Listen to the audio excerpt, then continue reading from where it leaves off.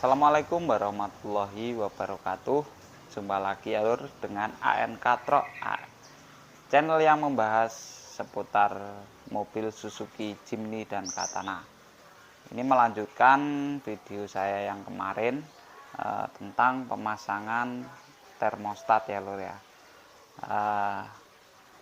Sebelum melakukan pemasangan termostat, apa saja sih yang harus diperhatikan agar tidak menimbulkan permasalahan yang lebih lanjut ya lur ya.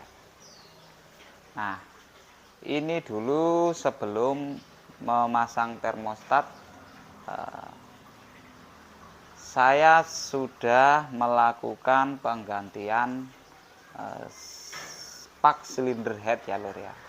Ini dulu mobil ini saya dapat pakai air coolant, terus saya ganti dengan air biasa ya lur. Nah, air biasa ini menyebabkan kropos pada silinder head. Itu pengalaman saya pada mobil saya yang putih.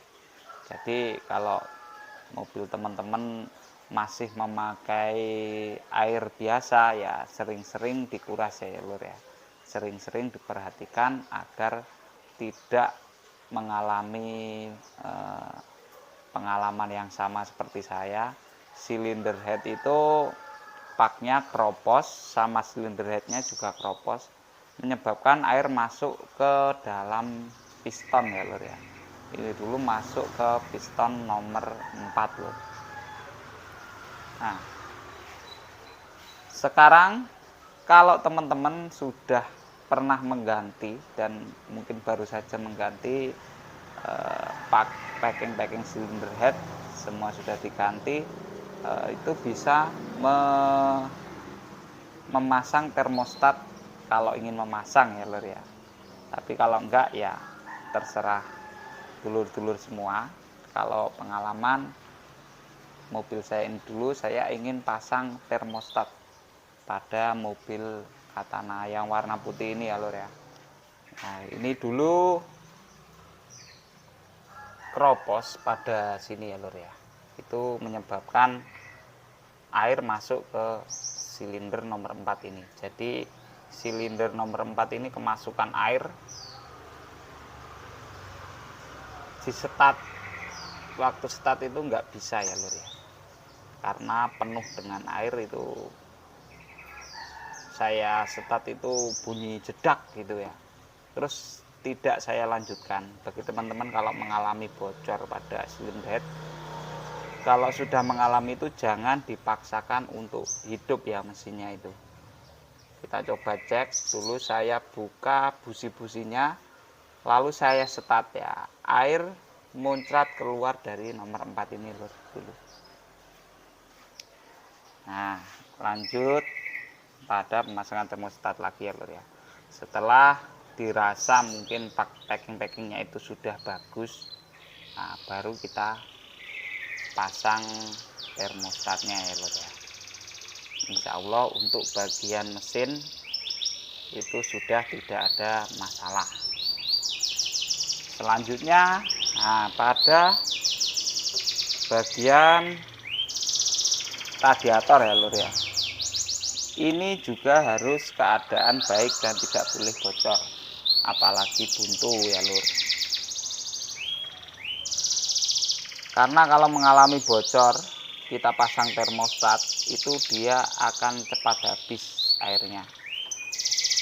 Karena kalau pasang termostat itu suhunya tinggi, jadi tekanan air itu pasti akan tinggi ya lur ya. Kita ibaratkan saja waktu kita memasak air di panci itu ya, kalau airnya itu sudah mendidih ya lur, dia mampu mendorong tutup pada panci itu, bahkan sampai kebuka-buka gitu ya lur ya. Itu membuktikan tekanan air waktu panas karena memuai ya lur ya, itu sangat tinggi lur. Jadi kalau radiator nggak benar-benar baik, ada kebocoran sedikit pun, dia pasti akan rembes ataupun menetes. Itu sudah saya alami pada mobil ini. Setelah saya ganti silinder, saya pakai termo, airnya selalu nambah ya lur ya. Nambahnya itu ya lumayan. Dan di bagian bawah sini, bagian depan sini, ini bekasnya ya lur. Ini terjadi kebocoran karena pecah ya lur di sini. Ini saya benahin dulu, dipotong lalu ditambahin besi lagi ini. Itu setelah itu saya perhatikan tidak bocor lagi. Alhamdulillah jarang menambahkan air radiator pada mobil Katana ini ya lur. Nah, saya juga mengganti radiator dengan air radiator pulen ya lur ya. Walaupun ini yang murah, pulen yang murah, tapi setidaknya saya tidak memakai air biasa untuk menjaga keawetan radiator ya lur ya. Dan sudah terbukti radiator ini terakhir kali membenahi ini sudah 3 tahun dan belum mengganti air pulennya ya lur ya. Cuma sekali saya menguras radiatornya ini, air radiatornya ini. Ini air radiator yang biasa ya lur ya, yang kisaran harga 30 ribuan, 35 kalau nggak salah ya lur ya. Ini cuma pakai air pulen itu aja, karena pengalaman pakai air biasa itu cepet banget menyumbat radiator ya lur.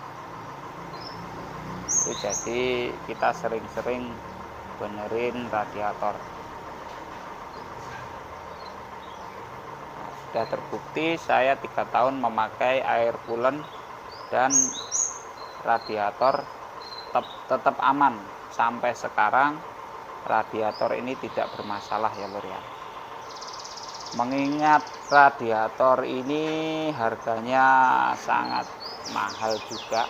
Kalau buat kantong saya ya lumayan mahal, kisaran 2 juta lebih ya lur. Jadi saya memilih untuk merawatnya daripada untuk melakukan pergantian lur. Ini masih radiator ori punya Katana lur. Nah, di video selanjutnya nanti kita akan membahas tentang air pulen pada radiator ini ya lur ya. Kita cari tahu dan kita buktikan emang bener bagus atau enggak untuk air radiator pulen itu.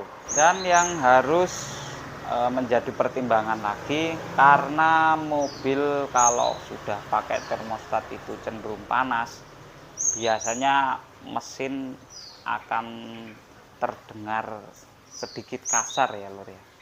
Beda kalau yang nggak pakai termostat itu bisa halus mesinnya. Kalau pakai termostat itu pada mobil putih saya ini kalau panas itu ya agak kasar ya lur ya. Kalau didengarkan itu kasar karena suhunya tinggi dan tingkat keausan pada mobil yang sudah tua ini mungkin lebih banyak dibandingkan mobil yang muda-muda ya lur ya.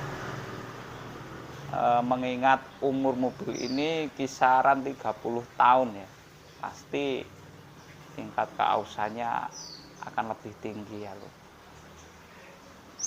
Yang perlu diperhatikan untuk dulur-dulur semuanya. Untuk penggantian termostat ya tergantung pada pribadi masing-masing ya lur ya. Enak dan tidaknya juga yang merasakan pribadi masing-masing. Saya ini cuma berbagi pengalaman mobil yang pakai termo dan enggak ya. Itu saya sudah merasakan keduanya ya lur ya. Karena saya mempunyai 2 mobil yang model sama tapi speknya berbeda. Yang satu dirawat secara biasa saja seperti umumnya teman-teman saya itu, dan yang satu ini perawatannya agak beda ya lur ya. Itu aja mungkin sekian dulu untuk video kali ini. Terima kasih sudah menyimak video sampai akhir. Assalamualaikum warahmatullahi wabarakatuh.